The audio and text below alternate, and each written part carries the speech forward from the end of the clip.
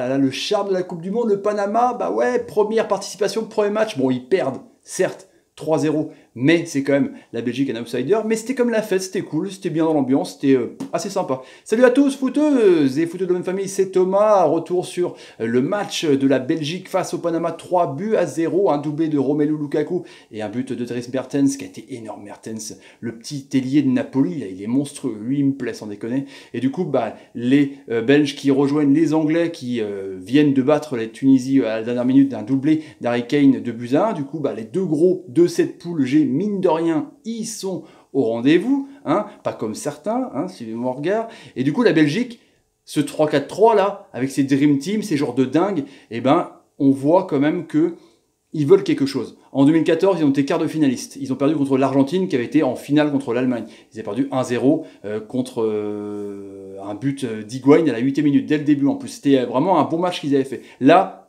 Hazard a dit ce matin, on veut gagner la Coupe du Monde. On n'est pas là pour vendre des cravates ou vendre des melons, on veut la gagner. Et souvenez-vous, justement, par rapport le sondage sur la vidéo de présentation des Diables Rouges, vous étiez quand même 51% à penser qu'ils allaient aller en quart de finale, donc comme en 2014, 24% en demi-finale, 17% en finale, 6% en huitième de finale et 0 en poule. Donc vous êtes confiant quand même pour au moins le quart de finale pour les Diables Rouges. Donc le Panama, eux, bah ouais, première participation, c'est historique du coup. Il y avait beaucoup de joueurs de MLS hein, dans ce 4-1 un peu défensif et qui allait en compte de ouf. Il y avait vraiment beaucoup de joueurs de MLS. Je pense à Escobar de New York, pareil Morillo qui a fait une belle frappe justement à la fin où Courtois a dû s'exposer et mettre un espèce de boum d'arrêt de la poitrine, là, du torse, ça doit faire mal.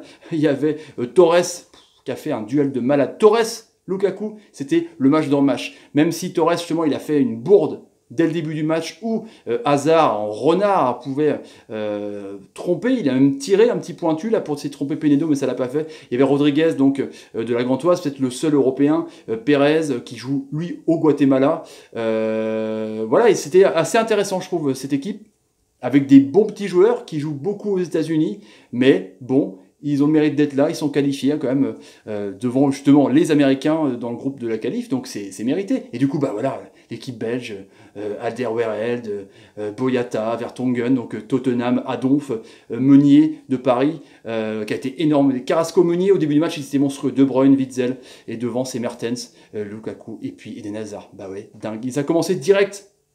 Les deux ailiers, dans ce 3-5-2, ils étaient monstrueux. Le nombre de ballons, il a au moins touché 15 ballons dans les 10 premières minutes, l'ami Meunier. Il était assez monstrueux. Après, on se demande pourquoi il joue pas. Hein. Mais bon, ça, c'est pas grave. C'est Papy Laves lui gratte un peu la politesse. Et du coup, il y a eu une frappe de Carrasco, un peu sur le côté gauche. Et donc, Penedo, il s'est déjà employé. Voilà. Penedo, qui joue à Bucarest, il s'est déjà employé. C'était assez incroyable. Franchement, le pauvre Penedo, il a vécu un match de ouf. Il y a quand même eu 15 tirs, 6 cadrés. Ils ont fait que 7 tirs sur les contres, on va revenir là-dessus. En tout cas, et après, il y a eu un super mouvement. Mertens sur la droite, et bim, il fait une de ses frappes. Et là, Penedo, il s'envole, c'était assez incroyable.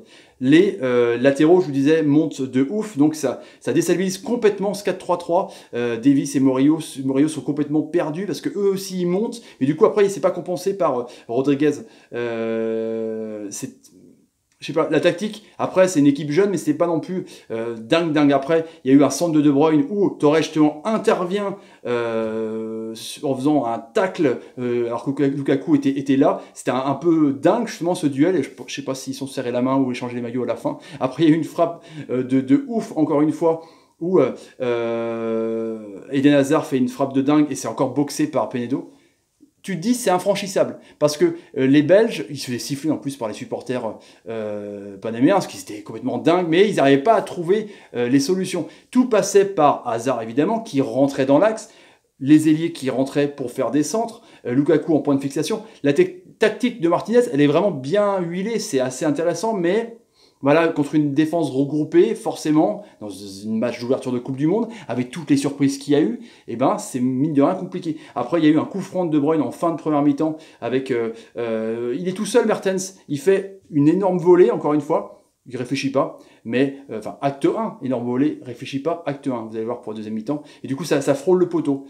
Voilà, donc mi-temps, dominé de ouf par les Belges qui ont fait quand même 580 passes, presque 600, et même pas 300.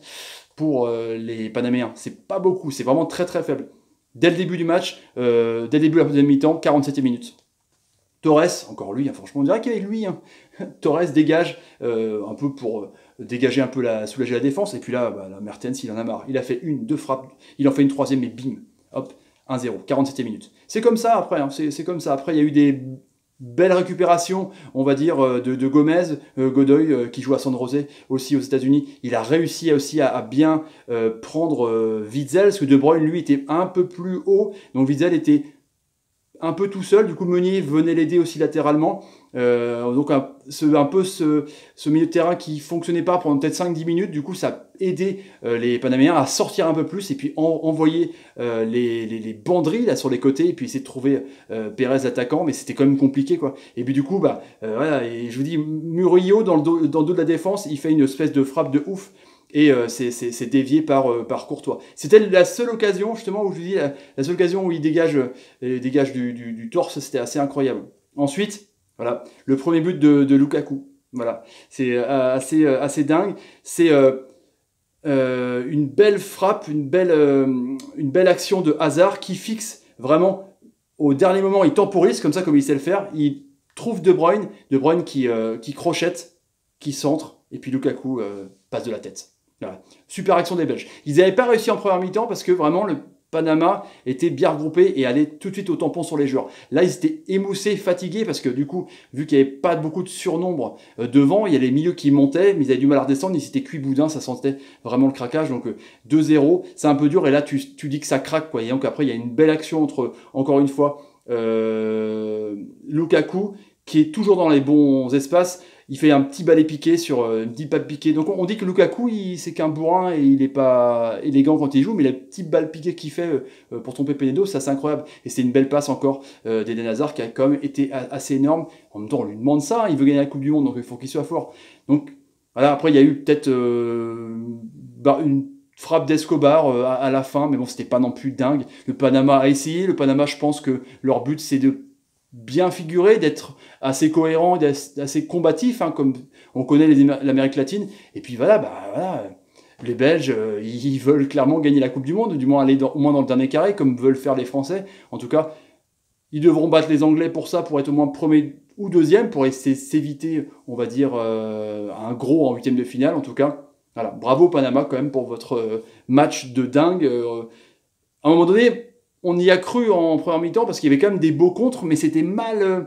Voilà, on sentait que c'était mal aiguillé, il n'y avait pas de soutien, parce que ça partait sur le côté gauche, c'était assez intéressant du côté Rodriguez justement, mais ça redescendait pas assez pour faire un peu de soutien, justement, il n'y avait pas de recherche de 1-2, c'était vraiment, t'y vas tout seul, t'essayes de galoper, t'essayes de passer, voilà, c'était pas dingue. Courtois a vraiment pu jouer à la Neuer, comme on le connaît, hein, libéraux, pour essayer justement de créer le surnombre et d'avancer encore le bloc belge. Voilà les amis pour le débrief du soir entre la Belgique et le Panama. Si vous avez envie de vous abonner à la chaîne, bientôt 4000, tapez sur ma ganache, je vous en remercie. Mettez des commentaires pour, par exemple, à votre avis, est-ce que la Belgique peut gagner la Coupe du Monde? Mettez des commentaires, j'attends vos réponses et je vous répondrai évidemment. Mettez des pouces, quand Hazard vous fait des bonnes passes, vous dites merci Eden, c'est cool, t'es un génie. Et partagez la vidéo, c'est comme ça, c'est Nerf de la guerre sur YouTube pour me soutenir. Vas-y les amis, je vous laisse, à demain pour On parle Coupe du Monde, on va revenir sur pas mal de matchs. Salut, salut, salut et salut. Dure journée, et les gros, ils n'ont pas eu de problème cette fois-ci. Pas de problème, ils sont là.